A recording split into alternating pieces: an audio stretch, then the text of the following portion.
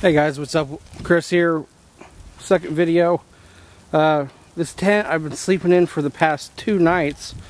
Set it up Monday afternoon. We didn't get hardly any rain, but it was a little windy. You can see over here my footprints. The swampy area I haven't put in, that's for a reason. That's so I can test out this tub, see what kind of water or anything like that it can handle. I have a ground cloth underneath here. I had a little bit of you might see a rag right over here in the corner. There was just a little bit of water coming in through that corner. I do not have this seam sealed or waterproofed yet. This is just how it came. I've used this probably about now 8 times.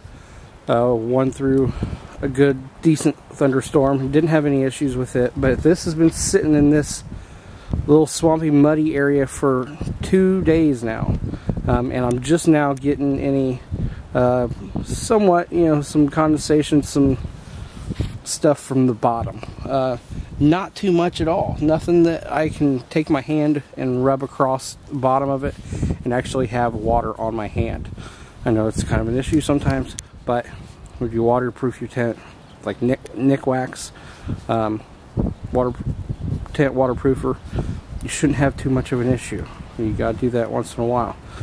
Anyway, it's a tent. It's not meant to be kept up for this long, really. This is the only other issue that I've had. We had freezing rain the other night. I woke up the other morning and we had freezing rain. I'm sitting on top of the tent.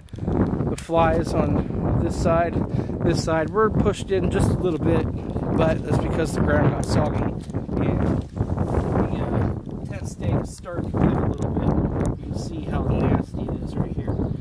So, this would have been pulled out, cinched up, all that jazz. The wind was coming out of the east really hard, about between 20 and 30 miles an hour yesterday. When I wasn't really paying attention to it, but that's what the point of this review is to test this before I take it out on the trail. It's a good tent, I promise you. I've said that a few times, but even though I had a failure right here, you can tell the difference between here and here. There's a stint that comes with this very, very issue. I meant to bring it out this time.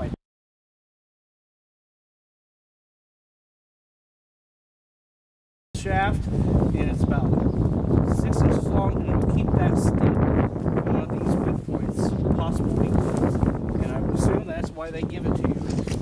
But I called REI this morning, and all I have to do, I would encourage anyone to deal with REI. When I was on the trail, everyone spoke highly of REI. I even took my old tent in after I got off the trail and used it for 6 months in there, and they gave me my money back or credit towards a new tent, and this is what I got. It's the Big Agnes, because I heard lots of good things about Big Agnes, and they're one of the top of my tents. I would assume the wind caught up underneath this rainfly and lifted these stakes up a little bit, enough for the weight of the tent and how wet it is to actually torque this down and actually make this bend. So that's the whole point of this review. All I have to do is take it in, they'll give me a brand new tent, which I'm going to do. The same tent. I'm going to get the same tent.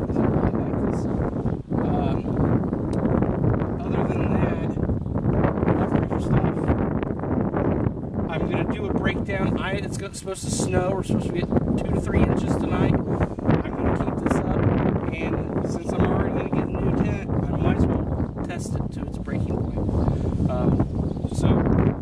Test your stuff before you take it on the trail. Absolutely test your stuff. Make sure it's good quality stuff. This is good quality stuff, but in the same, everything will fail. It's just depending on how long you take care of it. All that jazz.